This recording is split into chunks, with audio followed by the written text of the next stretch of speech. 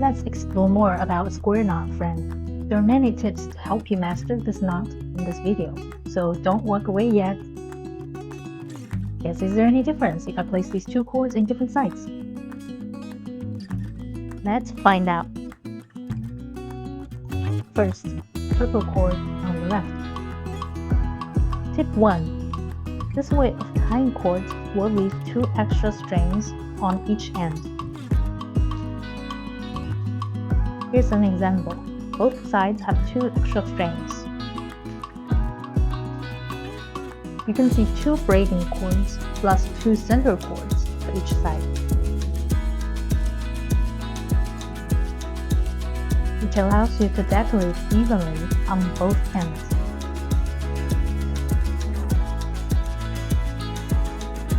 Here's an example of odd number of strings. 1 string on one side,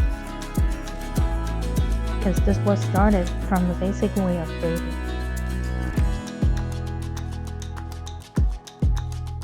And here is the basic braiding start. Regular start left no cords at end. You can see only 1 center cord left here. Let's continue braiding. Once you tie the center knot here, separate cords evenly. Then tighten one end well. Now we are ready to go.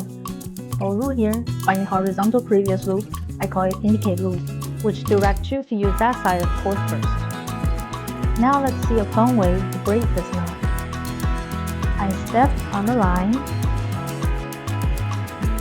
Someone comes and steps on me. We cross paths here. He climbs up my back and comes out of the right loop. Now we're tied up. Our first left loop is done. Isn't it easy? Let's continue. Remember, the previous loop decides which cord to use next. Now we're using the left cord to start this round. I step on the line. Someone comes and steps on me. We cross path here. He climbs up my back and comes out of the left loop. Now we're tied up. Here we completed a set of loops. Congrats! Next, just need to repeat the process.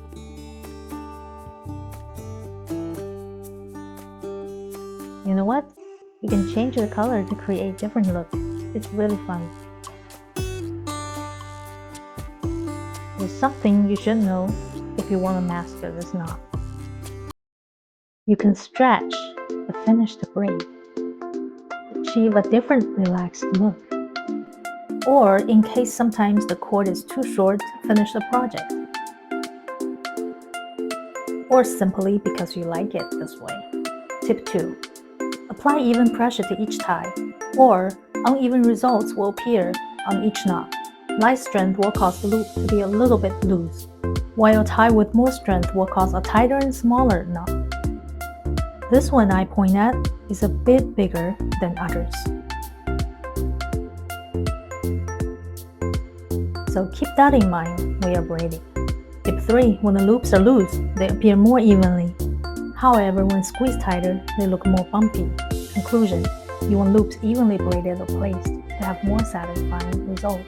But if you want to just have fun, then whatever. Okay, back to our game from beginning. Second, purple on the right. Check the front view here.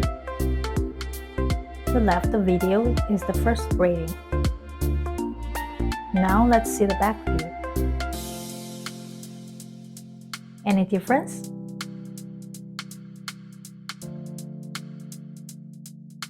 And here are the 2 braids. Left is the first purple cord on the left. Right is the second purple cord on the right. What's your guess? The answer is no difference. That means you don't have to remember where to place the cord in the beginning, which is tip 4. Now let's find out how to deal with this end, which is our tip 5. Here I'm going to use the fire lighter. You can blow the fire off quickly. Wait 2 seconds, then gently press the end. Be careful when you're doing this. This is a seal I made by doing this. You may see a little bit dark spot there, but it's tolerable. And it looks like this when it's on the silver cord. Here comes the tip 6. You can use a knot, like reinforced snake knot here, to lock the end of the braiding. This is the final result of our braiding. I made 2 stripes in 1 bracelet. The contrast of 2 colors is attractive. The texture feels good too. To match it with other bracelets, which is fun. Now let's play with some designs by what we learned today. Same start. Number 1 design. This indicator loop is on the right, so I go from the right. Practice in a fun way from earlier. This time we add beads. On 3 strings, the indicator loop is on the left, so we use the left cord first. Remember now you're practicing with the fun way by using the beads on the string. Let me make it more clearly, just in case you're not sure how to do it. Follow the fun way to braid while keeping all the beads above the new knot. Simply like this. Then you can tie it up. Follow this principle, you can braid any beads on the string. Let's check back on our number 1 design.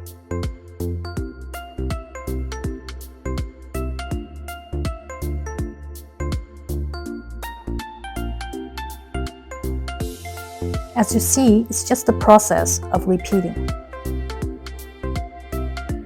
Tip 7. Set the beads in its place before next tie while keep the pattern neat.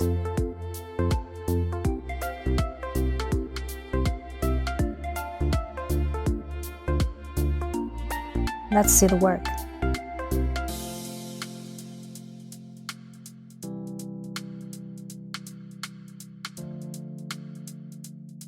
My pattern is 3, 4, 3, 3, which is the center bead numbers.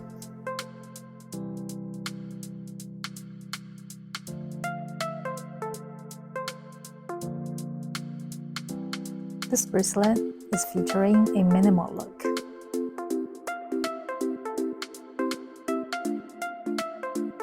Here's the material I used. 2 mm silver beads and 0.4 mm nylon cord. No matter what size your cord is, you always want your bead holes are bigger than that. And that's the tip 8 when you're choosing your materials, either when you're crafting or shopping. Next is our number 2 design, a quite popular daisy pattern. Have you found the indicator loop here? Yeah, it's on the right, so let's use the right cord. Keep the beads above the new tie, and struggle a bit is a part of life, but we can always manage it by organizing it. There you go. Let's keep transforming. You can stop at your own desired length. Okay, here we finished our full daisy. We'll do half daisy next. In this design, I'm braiding 2 stripes, just to break some routines too. Try 1 stripe first if you're not comfortable with the 2 yet. Here's our half daisy. Let's keep braiding. Number 9 tip. Remember to set the former knot well before the next tie. It gives you a finished look. Let me show you some regular braided daisy bracelets before we see the final finish. Those are full daisies in different measurements, smaller and bigger. Different sizes of beads create different sizes flowers. Adding beads or not in between your flowers will make differences too. There are many patterns and combinations for you to try out. Have fun exploring. So here is our final product. I made a black-orange one with fall tone. You can see where I placed the beads between daisies. That made a different look. Here they're being showcased individually.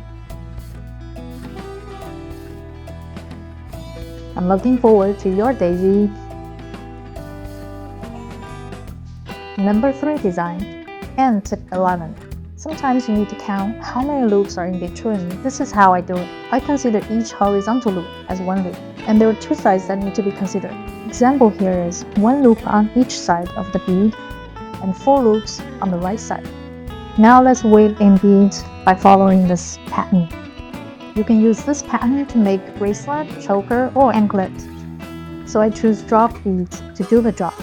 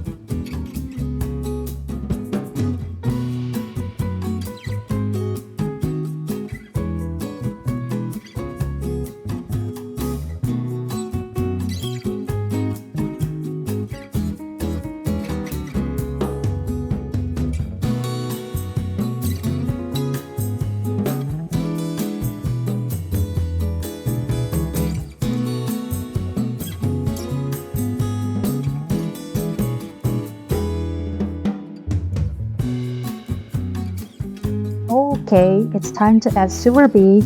Since we follow the pattern above with just 1 loop aside. 1 loop, bead on,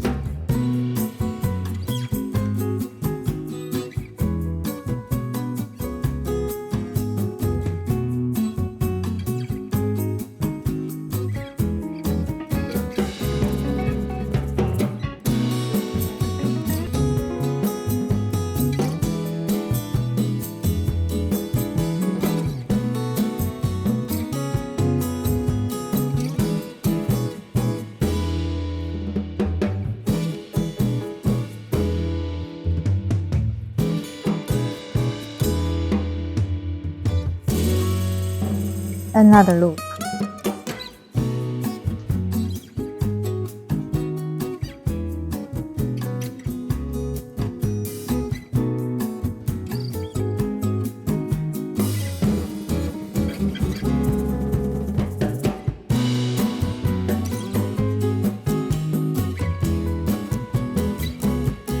By the way, this is the bead I used in this braid. Comes from a string bought from Etsy. Just keep on going with the pattern, you'll get there.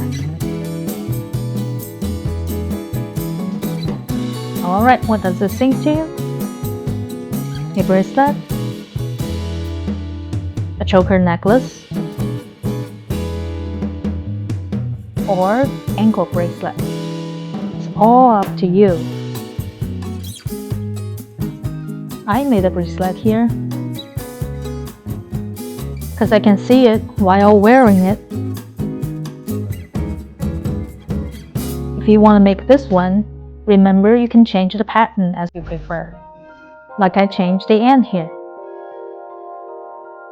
Which one do you like? Okay, here's the end, my friends. I hope you had a good time here.